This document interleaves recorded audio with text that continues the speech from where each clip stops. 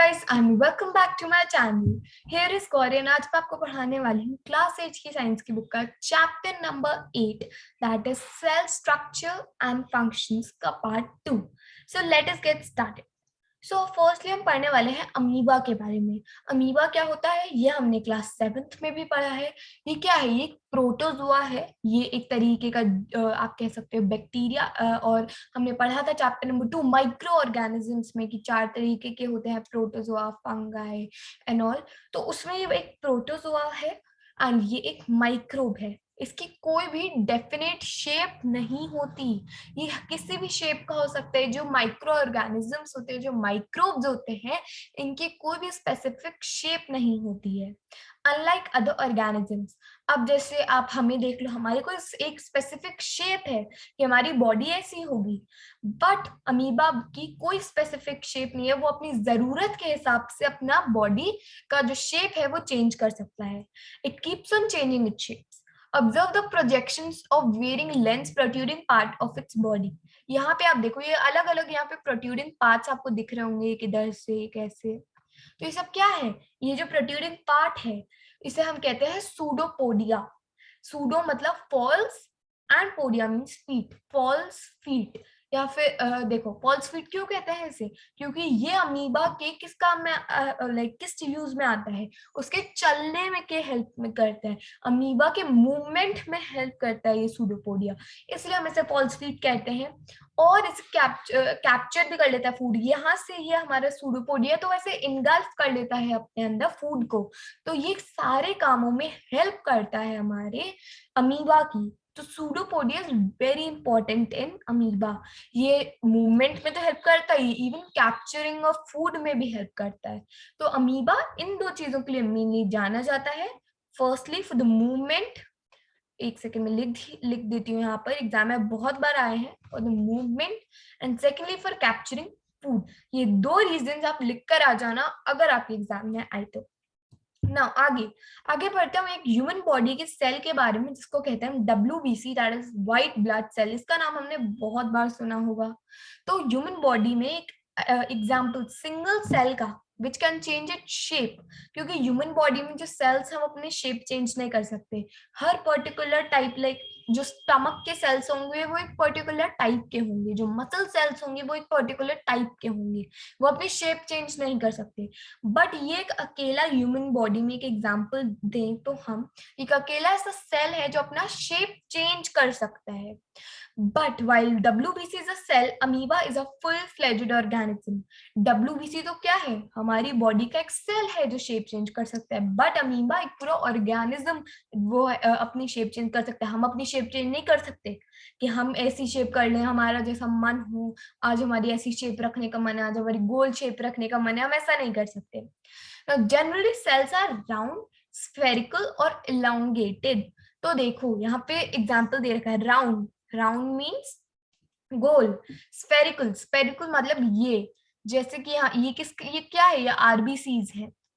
और elongated, elongated means pointed, ends पे pointed. जैसे कि ये है हमारी मसल सेल्स. क्या है? Muscle cells. तो ये क्या है? इलोंगेटेड है, ये पॉइंटेड है एंड्स की तरफ. तो exhibit a spindle shape. Cells sometimes are quite long, कुछ थोड़े लंबे होते हैं, कुछ ब्रांच्ड होते हैं, like nerve cell. Nerve cell ये है हमारा, ये क्या है? ब्रांच्ड है. क्योंकि इसे जगह जगह पे जाके क्या देना है? अपने इलेक्ट्रिकल सिग्नल्स पहुंचाने हैं. जो आपके रिफ्लेक्स एक्शंस है उनको भी यही कंट्रोल करता है. लाइक रिफ्लेक्स एक्शन नहीं, जो आपके नॉर्मल एक्शंस है सबको. तो इसको जगह जगह पे अपने मैसेजेस पहुंचाने, इसलिए इसको ब्रांच होना पड़ेगा. हर जगह जाने के लिए इसे ब्रांच होना पड़ेगा. इसलिए तो ऐसा नहीं है कि भगवान जी ने ऐसे दे दी कोई शेप, किसी साइंस के पीछे, किसी रीजन के पीछे दी है वो शेप. तो अब नर्व सेल को न्यूरॉन भी कहते हैं. The nerve cell receives and transfers messages. Nerve cell को मिलते हैं मैसेजेस एंड वो उसे ट्रांसफर करता है by helping to control and coordinate the working of different parts of the body. हाथ हिला, हाथ हिलने का मैसेज किसको गया? न्यूरॉन को गया, अपने जो ब्रेन सेल है उसको गया.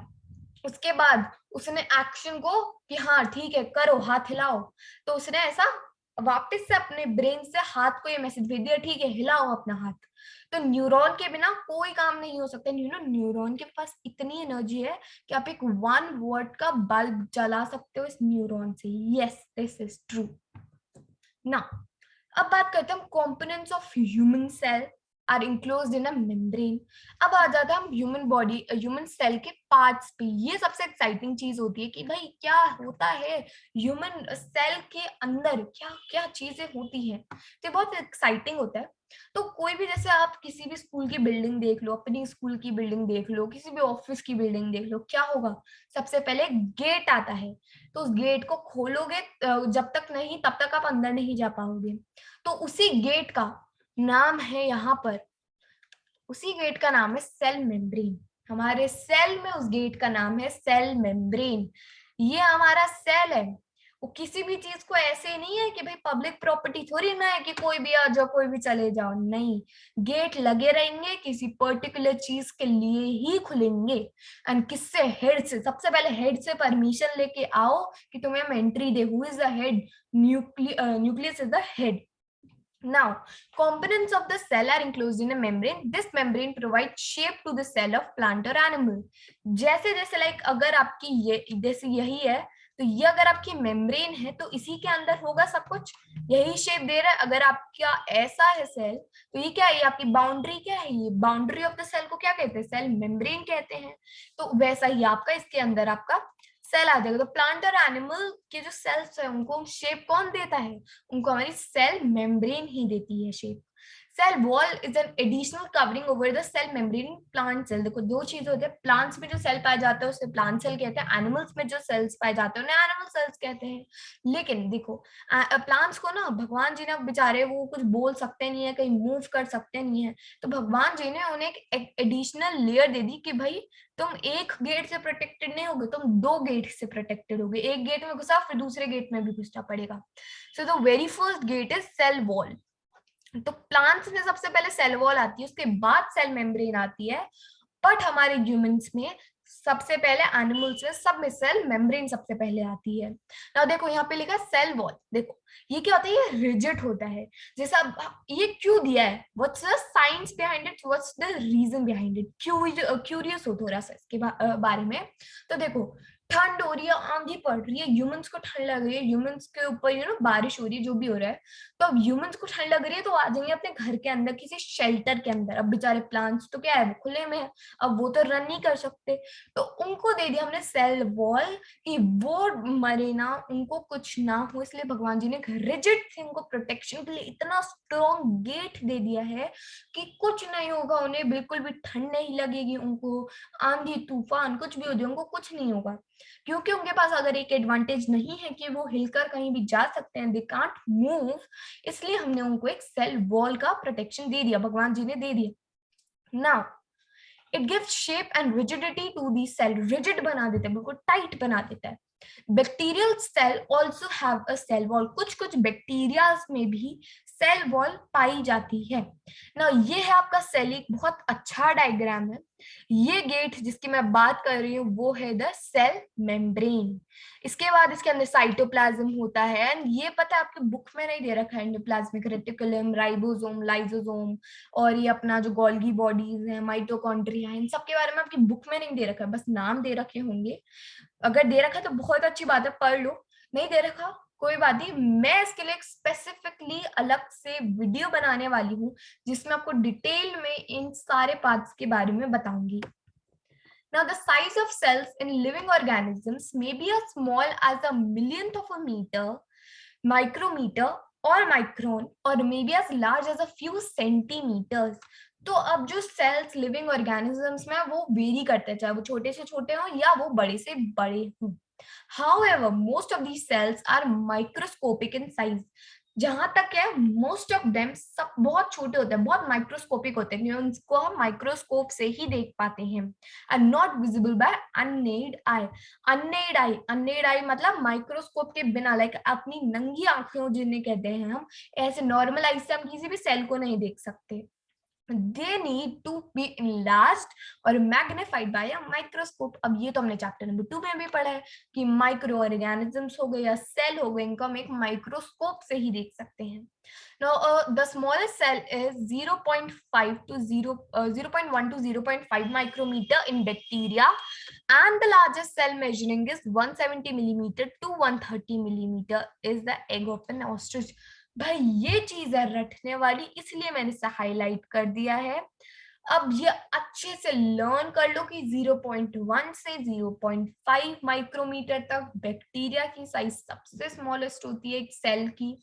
देन सबसे लार्जेस्ट सेल होता है हमारा 170 मिलीमीटर से 130 मिलीमीटर वाला, वो होता है एक ऑस्ट्रिच का एग। बिकॉज एग क्या है, एक तरीके से वो एक सेल ही तो है, egg is the cell, right. तो ये लर्न कर लेना, अच्छे से फिट कर लो दिमाग में, एग्जाम में आते हैं ये questions. Now, the size of the cells has no relation with the size of the body of the animal or plant।